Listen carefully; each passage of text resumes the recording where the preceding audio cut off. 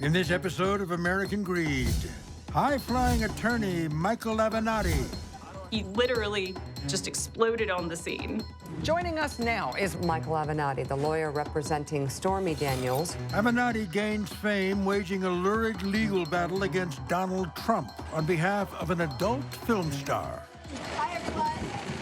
The agreement was illegal from the get-go. It was all a ruse designed to shut my client up. He was a fighter. He commanded the screen. He was fantastic TV. Right. Your friend is a thug. Well, thank you. Is a thug. Avenatti even considers a run for the White House himself to replace the president he calls a fraud. With our country under an unprecedented assault by a con man, He became this overnight sensation, a liberal folk hero. But the feds say this hero is no stranger to shady behavior. Prosecutors allege he stole millions from a paraplegic client. I am appalled by the conduct of Mr. Avenatti. They accuse him of fleecing Stormy Daniels. He needs fame, he needs money. One begets the other. One of the president's most vocal critics faces new troubles tonight. And as Avenatti runs toward the camera, the feds plant one of their own and captured a criminal shakedown of the world's biggest shoe company. American Greed has that tape. A few $1 million doesn't move the needle for me. Where does zealous advocacy stop and where does criminality begin? It stops and it begins when you try to force someone to hire you. I'm not around with this. What man would risk the profession that puts shoes on the feet of his children? And I'm not continuing to play games. Well, his name is Michael Avenatti.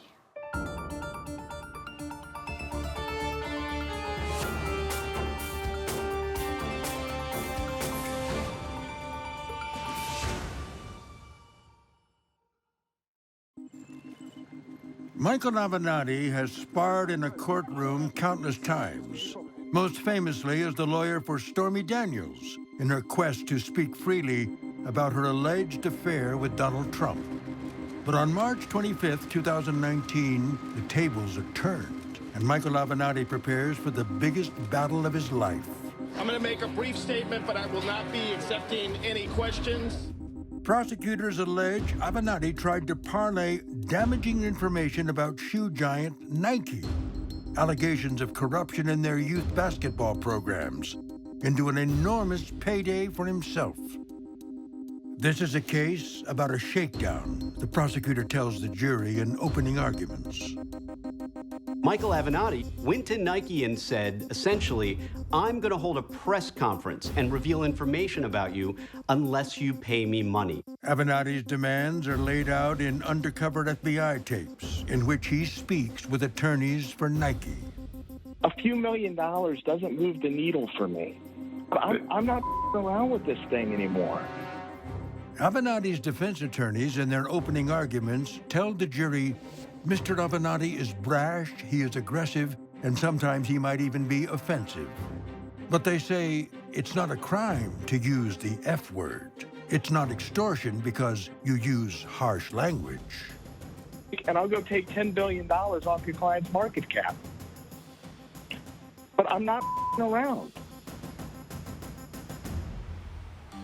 Avenatti's relentlessness has long stood out, even in college when he works on a political campaign. I spent a good deal of time with Mike and got to know him pretty well and was very impressed with him. Mike Plant supervises Avenatti's opposition research for a congressional candidate. In those pre-internet days, Avenatti overnights his notes to campaign headquarters.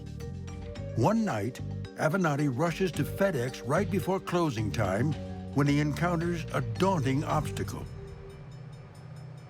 There are some train tracks that run adjacent to the airport there that the FedEx office is just on the other side of those tracks. And so when they got up to the railroad crossing, there was a train moving across those tracks. Mike apparently was getting very frustrated and worried that he was going to miss the deadline. So he grabbed all the stuff, jumped out of the car, and proceeded to crawl between two train cars to get to the other side of the tracks and get to the FedEx office. You know, I just kind of shook my head in disbelief. can remember calling Mike and say, hey, buddy, this stuff's important, but it's not that important. Avenatti transfers to the University of Pennsylvania, graduates, and then moves on to George Washington University Law School, where he finishes #1 in his class. The newly minted lawyer heads west to make his fortune. He was an impressive young man, a standout, one of those people that you meet that you kind of immediately know this person's going someplace. In Los Angeles, Avenatti joins O'Melveny & Myers, one of the city's most prestigious law firms. He worked with Daniel Petrocelli there, a well-known, top-notch trial attorney. Daniel Petrocelli became famous trying the civil case against O.J. Simpson and winning it. Found O.J. Simpson responsible for the murders of his ex. Just like his boss, Michael Avenatti is not afraid to sue celebrities, including an early scuffle with the man who'd one day become his main adversary. He did a case claiming theft of intellectual property against Donald Trump in the context of The Celebrity Apprentice. He did a defamation case against Paris Hilton that was settled. So he had had potentially high-profile cases before and had some successes. Eventually, Avenatti forms his own firm, Egan Avenatti. He stakes his claim as an aggressive plaintiff's attorney, fighting for the little guy. Some of his cases make headlines. It's the first lawsuit of its kind related to the Ebola crisis. Representing frontline medical workers and patients, Avenatti takes on Kimberly Clark for allegedly selling defective hospital gowns and other personal protective equipment. Well, if you look through the report, you'll see that 77% of the gowns that were tested failed. 77%? 77%. In 2017, Avenatti wins a stunning $454 million jury award against Kimberly Clark. I remember specifically my wife looking at me and saying, why wasn't that you? Why didn't you get that verdict? Because that's the kind of case I handle. Despite his success, Avenatti is still not a household name in 2017 when fellow lawyer Brian Kabatek sees him at an annual plaintiff's attorney convention in Las Vegas.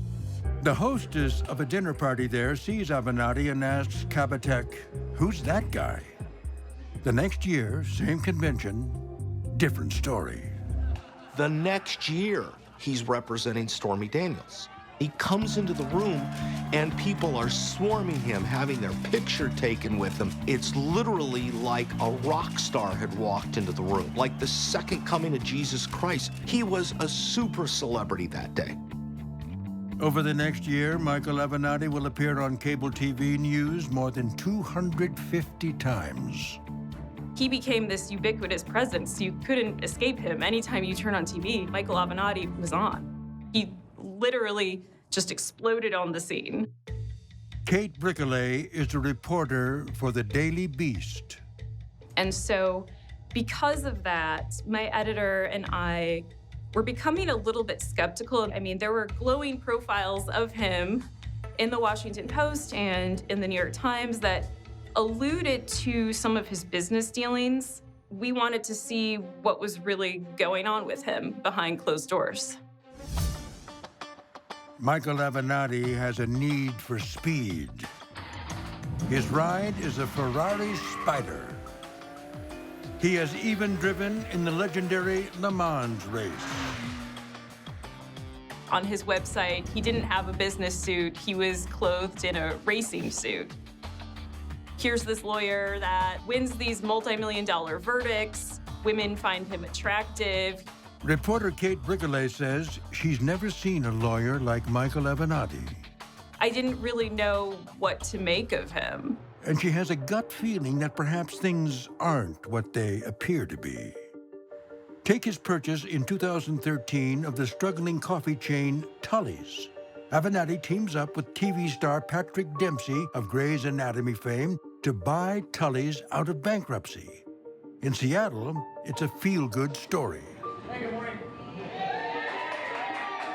Robert Cifuentes is a former store manager. When we heard that Patrick Dempsey was descending from the heavens to help us out, we heard that he and this lawyer from LA were gonna swoop in and buy Tully's. I feel a tremendous responsibility to this company and to my employees. So we are very optimistic.